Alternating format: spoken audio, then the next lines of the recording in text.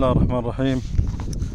الحمد لله رب العالمين. شوفوا هذا يا اخوان، هذا النقاط اللي سويته للبذور.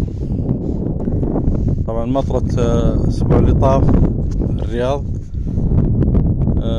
كويسة، لكن جرفت معاها رمل على مجرى السيل هذا. طبعا المجرى هذا واقف لسنين، لان وراي اهل حلال مسوين عقم، فما توقعت انه يدرج بهالقوة هذه. لكن سبحان الله جرى واخذ معاه السافي، اخذ معه سافي من المتجمع هناك وجاب للمجرى هذا كله، فغطى بذوري اللي انا حطيتها. وفوق ما هو غطى البذور غطى النموات الجديدة. انا بادر اصلا من اكثر من شهر ونص، انا بادر بداية الوسم. فجت نموات صغيرة يعني 3 سنتي 2 سنتي. هذا السيل اللي جاب معه رمل غطاه، فكثير من النموات الحين تحت الرمل. لكن اللي طالت ولحقت زين. لكن شوفوا المجرى هذا ما شاء الله، بصور لكم بعد 2 ولا 3 تشوفون اخضر باذن الله. لكن بوريكم سوى السيل هذا يوم جاب معه رمل، يعني درجة حتى اللي غطاه. شوفوا اللي هنا، الله اكبر، شوفوا اللي هنا قاعد طلع، تشوفونه اللي تغطى من الرمل، فما بالك بالبذور. شوف النموات هذه قاعد اطلعها، اللي باقي فيها روح وشوي خضار اطلعها. شوفوا يعني اندفنت نصها. شوف اللي شوي ممكن غاير اندفن. شوف هذه حشرة امها وفوقها ولدها، ما شيء غريب. هذه حشرة جرادة، نوع من الجراد، امه فوق ولدها. تبين معاكم ولا لا؟ وين راحت هذه؟ شوف امه فوق ولدها. سبحان الله. او ما ادري، يمكن نوع ذكر يلقحها. غالب حشرات الانثى اكبر من الذكر. وين راحت؟ شوفوا سبحان الله. المهم، فان السافي اللي جاء السيل يوم هذا، يقولك السيل طمام الأوعار، هذا هو طم لي الدنيا كلها. عشان كذا انا قلت لك لا تحط بذورك بمكان واحد، ولا تحط بذورك بوقت واحد، ما تدري ايش يصير معك. وانا الحمد لله مخلي لي نسبة بذور جيدة. انا المشكلة اني حاط على مجرى السيل الاول، الحين صار له مجرى ثاني توسع شوي وانطمر بعضه. شوفوا هذا الخبيز،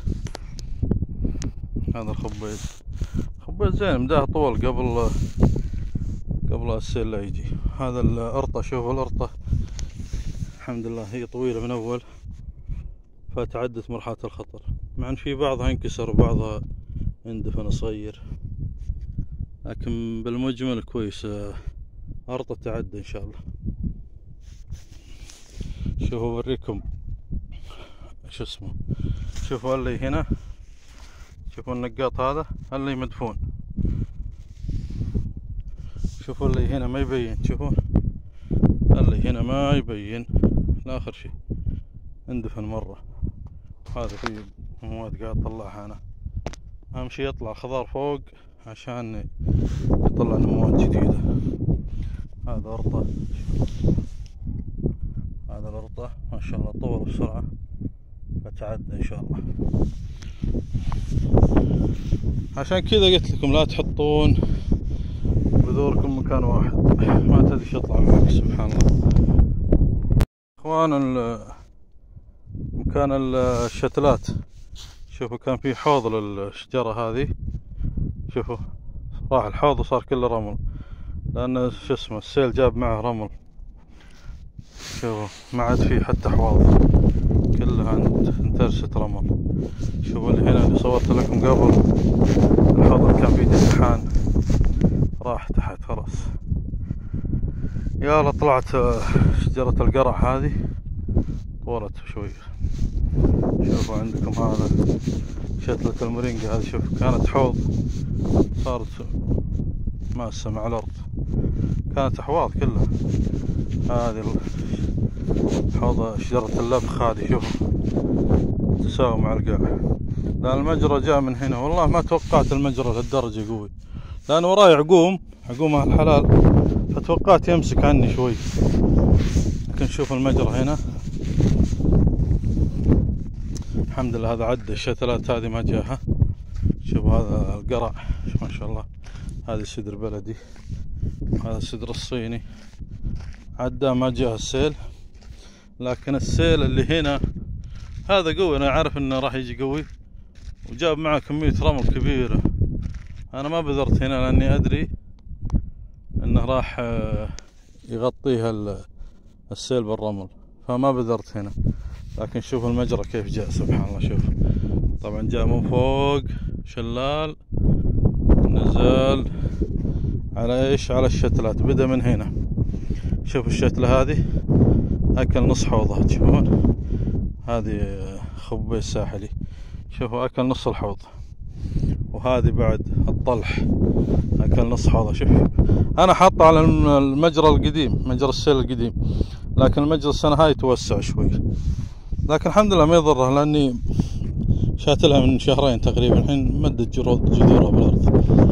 شوفوا المجرى الحمد لله اني حاط الشجر على اطراف المجرى، كنت حاط الشجر على اطراف المجرى شوفوا، فما جاء شيء الا كم شتلة تقريبا 3-4 هنا على المجرى. فالحمد لله الشيبان ان شاء الله بعد شهر راح تشوفون اخضر، خصوصا اني حاط شبوك عن النياق والغنم، كل سنة يدخلون داخل هنا الحلال ويأكلون. لكن السنة هذه شبكته خلاص، يعني ان شاء الله تشوفون خضار ممتاز بإذن الله. وهم ببذر هني الباقي عندي، بطشه هنا يطلع ما يطلع مو مشكلة. شوفوا شتلات السدر اللي انا حاطه على المجرى الحمد لله، يعني ما جاء شيء تقريبا. هذه شتلة، هاي الثانية، هذه ما جاء شيء، هاي الثالثة بعد ما جاء شيء. لكن الرابعة جت على مجرى، لكن الحمد لله انها يعني حفرت شوي بس. شوف جاي على مجرى، هذا الرابعة، هذه الخامسة، هذه بعد جت على مجرى، لكن ما دقت جذورها ان شاء الله، ما عليها خوف. وهذا الاخير الطلح الحمد لله عداها الشر. شوف كمية الرمل اللي جابها السيل، هذه كان كله رمل. شوف المويه سحبت مع الرمل وغطت هذا كله.